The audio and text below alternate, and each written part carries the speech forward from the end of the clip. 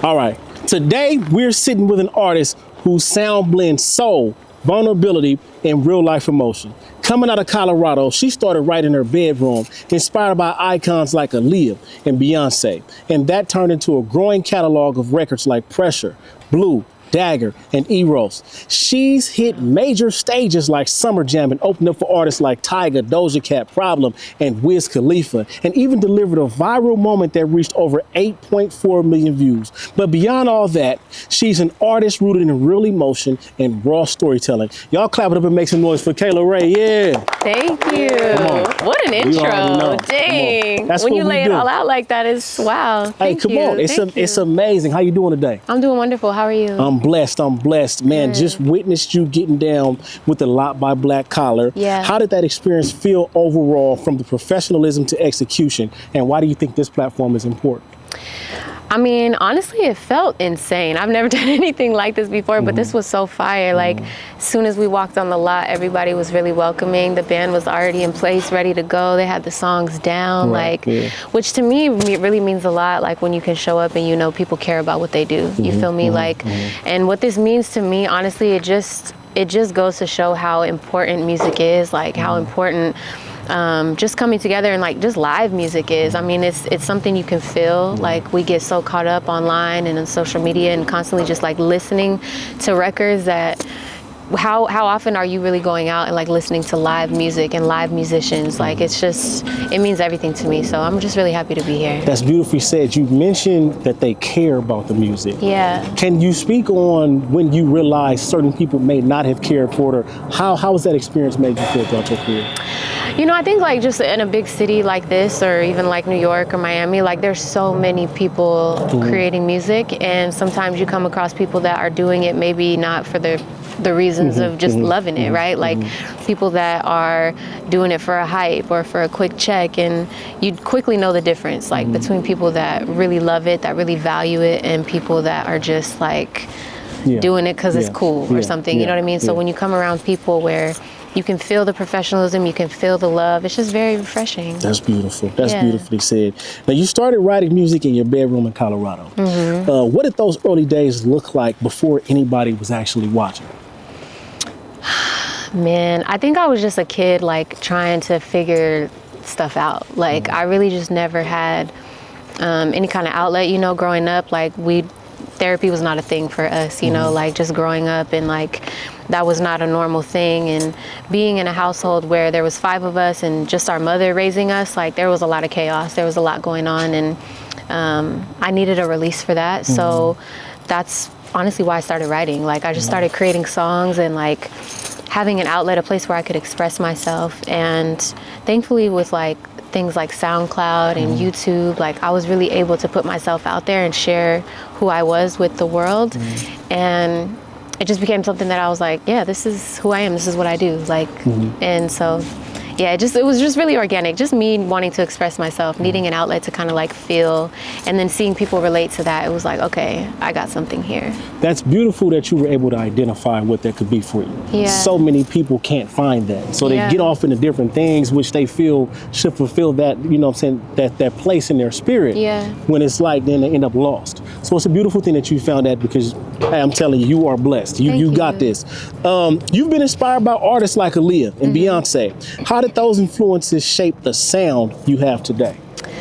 I think Beyonce, obviously, just because she has such a powerful voice. Like, we've known her as such an incredible vocalist, like all of our lives. And she's confident. Like, there's just a confident, feminine energy about Beyonce that I've always admired. And when it comes to Aaliyah, I just loved her class. I loved her mystery. I loved like her production. Like, I loved, even when she was working with R. Kelly, but the Timbaland and Missy stuff, like I love that gritty, like hard R&B, but having something like very soft and melodic over it. I've always just been drawn to that. And so, yeah, those are 2 really big influences, as well as like Sade. Yeah, shout out to Sade. I love Sade. Sade is incredible. Yeah, I grew up on some great music, so I definitely have amazing influences and just women that I've always looked up to as far as music goes. So, yeah. You mentioned confidence. Yeah. How important is it for someone to possess that confidence? Because maybe a lot of people don't. but they Yeah. still step out and do it. But why do you feel confidence is something that should be highlighted and something that people should understand here? Because I think that that's what God wants us to do, is to walk with our head high and walk with our head, and to be confident. Like, that's all God wants. And we come from such a powerful, perfect source that is God. So it's like, why would you want to dim your light, or why would you not want to walk in that power? Like, you're given that, you're allowed to do that. So I think it is really important to identify that in yourself, and whatever that may look like. I think it looks different for everybody, but really it's just about owning who you are, knowing who you come from, and just walking into the room like you're meant to be there. Definitely. We were made to be confident, made to believe in Absolutely. ourselves. Everybody's a winner. Even if you do lose, you can still win. You Yeah. feel what I'm saying? Your music, you know, songs like Pressure and Blue feel very real and emotional. How important is it for you to be, how important is it for you to be that honest in your music? It's everything. Like, it's everything. That's how I relate to people, and that's how I connect with people, honestly, is like just telling my story. You know, I went through times where I was making music that I thought people wanted to hear, that I thought people would enjoy, and maybe the message in it or just how it felt wasn't very true to who I was. But there's no fulfillment in that, and I think that the audience can sense the disconnect there. So being vulnerable, being honest in your music and your lyrics, and telling your personal story, I think is everything, because it gives people something to relate to. And you can't fake, like, you just can't fake it. Yeah. Like, if you're, you know, and too, I think that when it comes to music, God, I mean, when it comes to any kind of art or creativity, God has given you a unique story to tell, and I think it's your job to carry that out and to share your testimony. So Definitely. Authenticity in my music is everything. It's the whole reason I do it. Fulfillment is a big thing. You know, Yeah. in social media age, people feel like the fulfillment is the material, or I'm getting all these likes, or I'm in a circle with these people, when it's like, no, fulfillment is something for the spirit. Exactly. And that's something that you cannot fake You can't whatsoever fake it, yeah. at all. Do you, now with this level of vulnerability, do you ever feel exposed putting that much of yourself into your records? Yeah, all the time. I'm always like, should I have said that? But then I just go back to like, okay, it's you, it's your story. Like, it's okay to go back and like self-edit a little bit. But most of the time, if I write something or if I sing something in a song and it scares me to say it, I leave it in. Okay. Because that's when I'm like, that's deep. yeah, That's because deep. that's when I'm like, okay, maybe that needs to be said. Yeah, Whereas if you yeah. feel like everything you're saying is safe and you're like comfortable with all of it, then maybe you're not taking enough risk on how you actually feel. Right. Because that's what I think music does, is it gives people words to like certain things they can't really identify. And it's our job as like writers and artists to say what people might be thinking or feeling in a way that they wouldn't have been able to say it themselves. So I'm always feeling exposed. I feel like if I don't feel exposed, I ain't doing it right. So that takes a certain level of strength and courage. For sure. Because ultimately, I don't know how many times maybe you went through this. Was this something that you had to build the strength to just say, you know, I'm gonna just leave it there? Yeah. Or was it something that you just did off the bat? Like, you know what?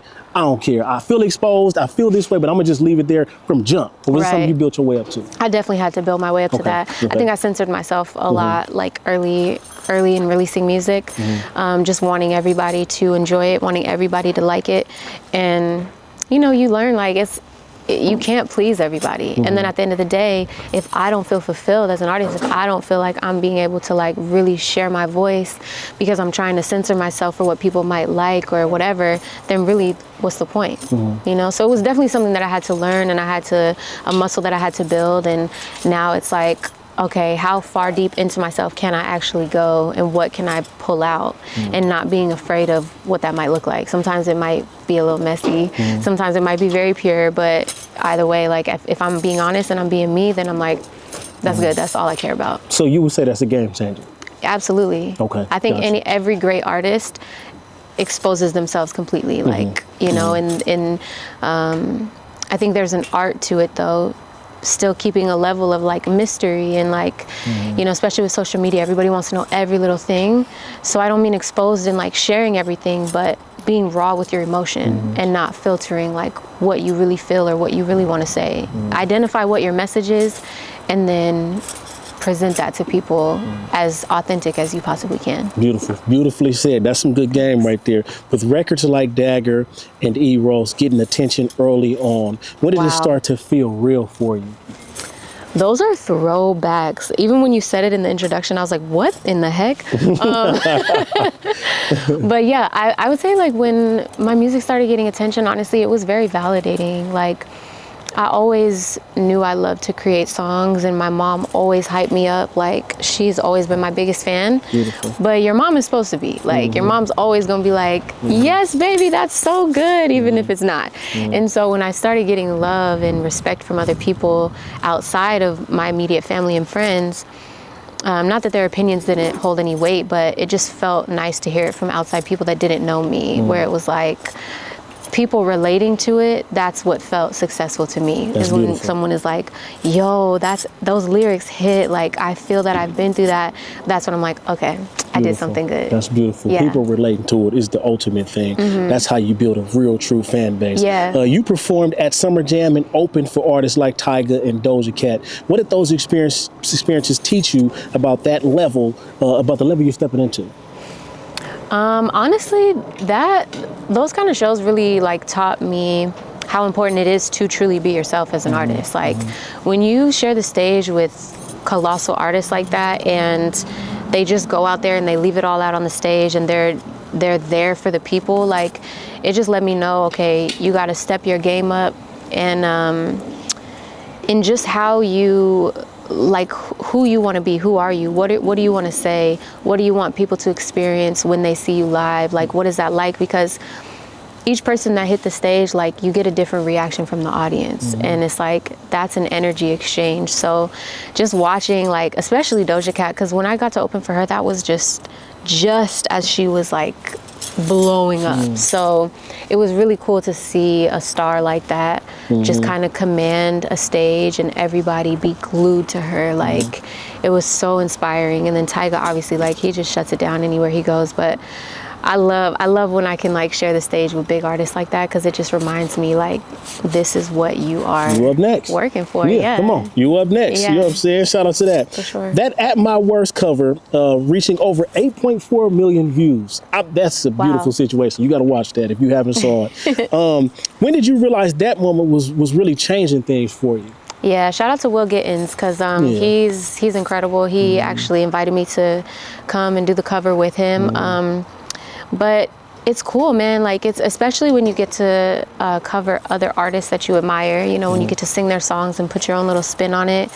And then you see people respond in a way where it's like, oh my gosh, this is so fire. Then I start thinking like, okay, if millions of people love this, then they would love me and Kehlani on a record together. For sure. They would love me and Pink Sweats on a record together. Yeah. So it just further validates like, yeah. So now I treat covers as like, if I had a verse on this song, if I was featured, this is how I would attack it. And it just puts me more in a position to put myself like in a lane where I'm peers with these people. And yeah, that just feels good. Especially when you get into like the millions of views and stuff, like you can't let those numbers get to your head, but when they have that kind of reach, it does feel good. Like, you know, let's just keep it real. Like it feels good because you share your gift and you put yourself out there, and to know that people are listening and they appreciate it, there's nothing like that.